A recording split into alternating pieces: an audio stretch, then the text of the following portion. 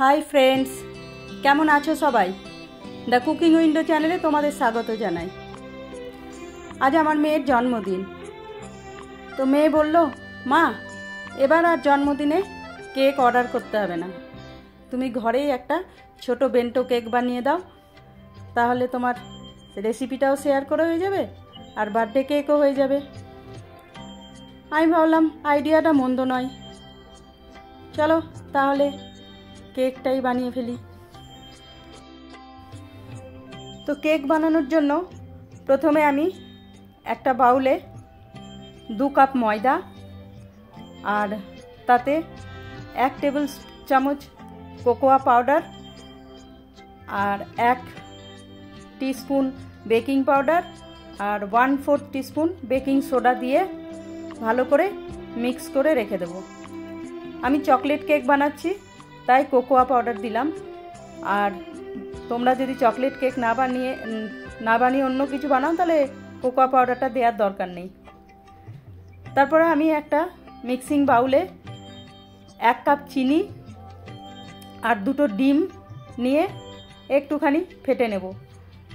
মিক্সিতেই একটু ঘুরিয়ে নেব তাহলে তাড়াতাড়ি ফাটা হয়ে যাবে, এই জন্য আমি মিক্সির বাউলটা নিয়েছি।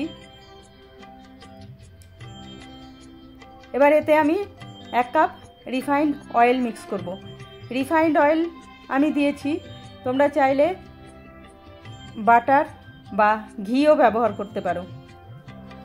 আমি তেলটাই বেশি ইউজ করি তাই তেলটাই দিলাম। তেলটা দেওয়ার পরে আমি আরও একবার মিক্সিতে এটাকে মিক্স করে নিলাম।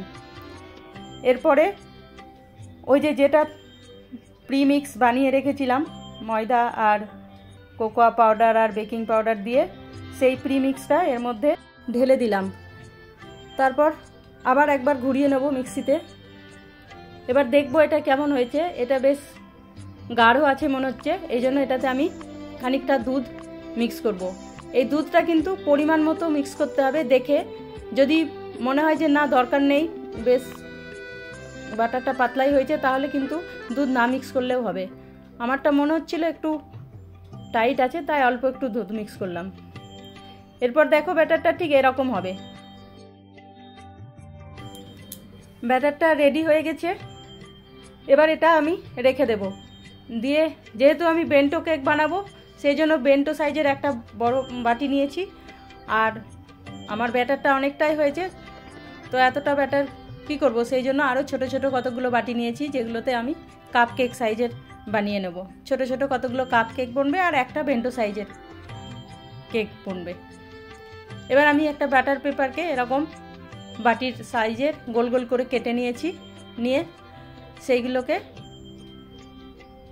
বাটিতে এইভাবে প্লেস করে দেব। তার আগে পুরো তেল মালিশ করে দিয়েছি বাটিতে, সেই জন্য পুরো ব্যাটার পেপারটা ওর মধ্যে বেশ চিপকে গেছে। কেকটা তৈরি হলেও আরামসে ওটা বেরিয়ে আসবে, অসুবিধা হবে না। আর এই ভ্যানিলা ফ্লেভারটা অল্প একটু দিলাম, কারণ ডিম দেওয়া আছে তো, তাহলে ডিমের গন্ধটা আসবে, সেই জন্য অল্প একটু দিলাম, বেশি দিইনি তাহলে আবার চকলেট ফ্লেভারটা চলে যাবে। এবারে আমি সব বাটিতে অল্প অল্প করে ঢালবো। এটা কিন্তু অর্ধেক বাটি ঢালবো আমি, পুরো বাটি ঢালবো না, কারণ এটা ফুলে পুরো বাটি ভর্তি হয়ে যাবে, তাই অর্ধেক অর্ধেক করে ঢেলে এবার এগুলোকে একটু ট্যাপ ট্যাপ করে নিচ্ছি, তাহলে কি ভেতরে যদি বাতাস থাকবে তাহলে সেটা বেরিয়ে যাবে, সেই জন্য। আর এদিকে আমি একটা কড়াই আর ওইদিকে একটা প্যান দুটো একসঙ্গে গ্যাসে বসিয়ে দিয়েছি গরম হওয়ার জন্য। ওটা গরম হয়ে গেছে। এবার এই বাটিগুলো সব এর মধ্যে ডাইরেক্টই দেওয়া যেত, এই কড়াইটাতে আমি স্ট্যান্ড বসিয়েছি, না হলে 3টে বাটি আসবে না, সেই জন্য স্ট্যান্ড বসিয়ে দিয়েছি কড়াইটাতে, আর প্যানটাতে ডাইরেক্টই দিয়ে দেবো। নিয়ে এবার ওপর থেকে কভার করে দেব।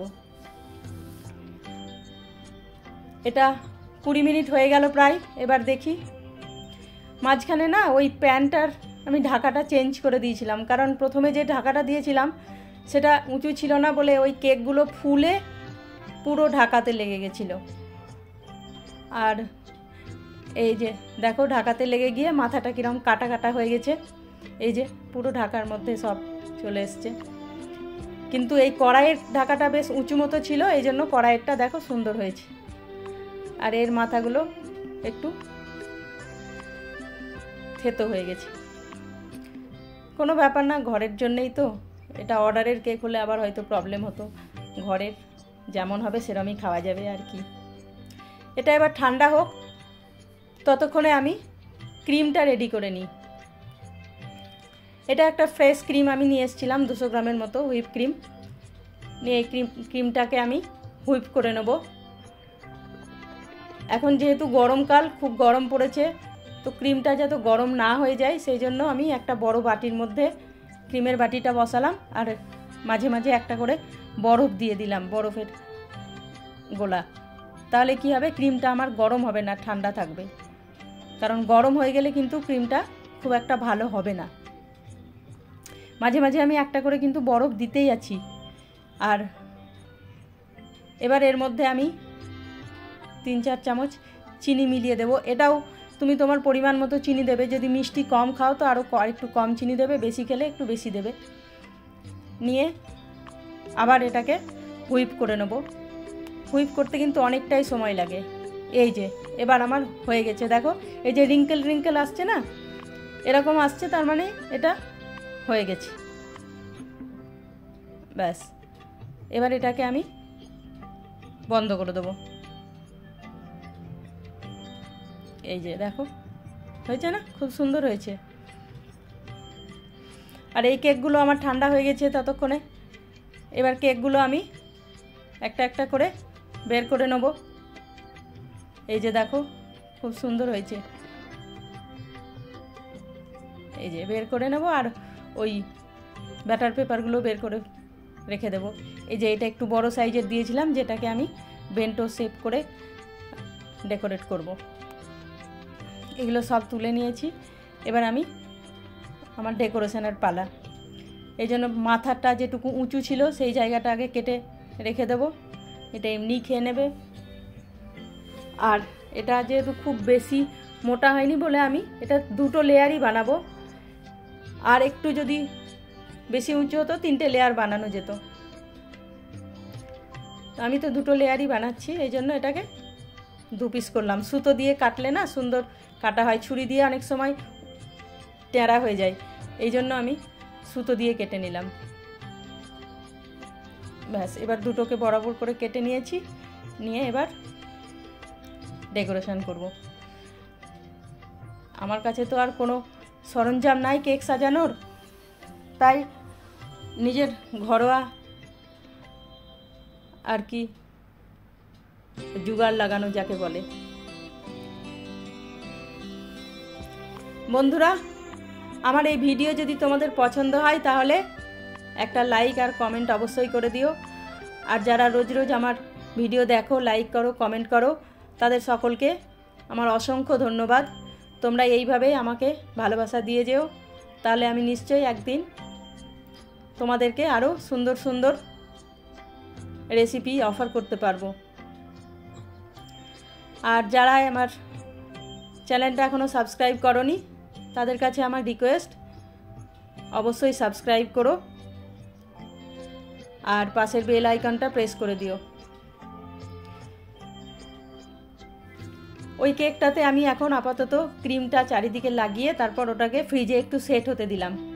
আর ততক্ষণে এই ছোট ছোট যে কাপ কেকগুলো বানিয়েছিলাম সেই কাপ কেকগুলোকে এবার ডেকোরেট করব। এ দেখো, আমি না এই আমুলের দুধের প্যাকেট নিয়েছি, নিয়ে ওইটাকে কেটে ওর মধ্যে ঢুকিয়ে করছি। কারণ আমি তো আর প্রফেশনাল নই, আমার কাছে কেক ডেকোরেশনের কোনো সরঞ্জামও নয়। যারা কেকের বিজনেস করে বা এইসব লাগাতার করে তাদের কাছে তো সরঞ্জাম থাকে সব, সেই দিয়ে করে। আমি এখন দেশি জুগাড় লাগাচ্ছি আর কি।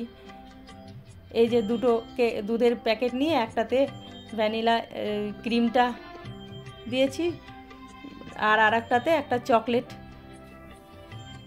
মেল্ট করে নিয়েছিলাম, নিয়ে ওই মেল্টেড চকলেটটা আর একটা পলিথিনে ভরেছি, আর ক্রিমটা আর একটা পলিথিনে ভরেছি।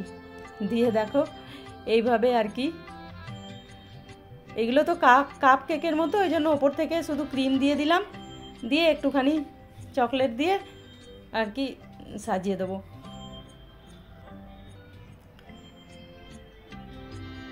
এই যে দেখো অল্প করে কেটে এটার ওপরে একটা ছোট চকলেটের গোলা বানিয়ে দেবো। আর তারপরে ওপর থেকে ওই যে চকো চিপস যেগুলো পাওয়া যায় মার্কেট থেকে সেইগুলো নিয়ে এসেছি, ওইগুলো ওপর থেকে একটা একটা করে ছড়িয়ে দেবো। এই যে দেখো কাপকেকগুলো রেডি।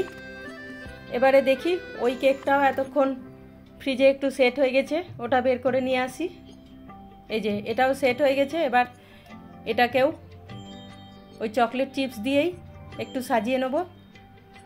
নিয়ে ওপরে এটা যেহেতু ছোটো মতো কেক, এটাতে পুরো হ্যাপি বার্থডে তো লেখা যাবে না, তাই HBD লিখে দেবো। আর ওর ঘরের ছোট্ট ডাক নামটা দেবো অনু, HBD অনু। আমার ডেকোরেশনটা কেমন হয়েছে বন্ধুরা কমেন্টে অবশ্যই জানিও। আর তোমাদের ভালো লাগলে আমি এই ধরনের আরও নতুন নতুন কেক বানানোর চেষ্টা করব, সেই জন্য অবশ্যই কমেন্ট করো। আর তোমাদের যদি অন্য কোনো আইডিয়া থেকে থাকে তাহলে সেটাও আমাকে বলো। দেখি মেয়েকে ডেকে দেখাই ওর পছন্দ হলো কি না। আজ এই পর্যন্তই। তোমরা সবাই ভালো থেকো। কাল আবার দেখা হবে নতুন একটা রেসিপি নিয়ে। ততক্ষণ পর্যন্ত বাই।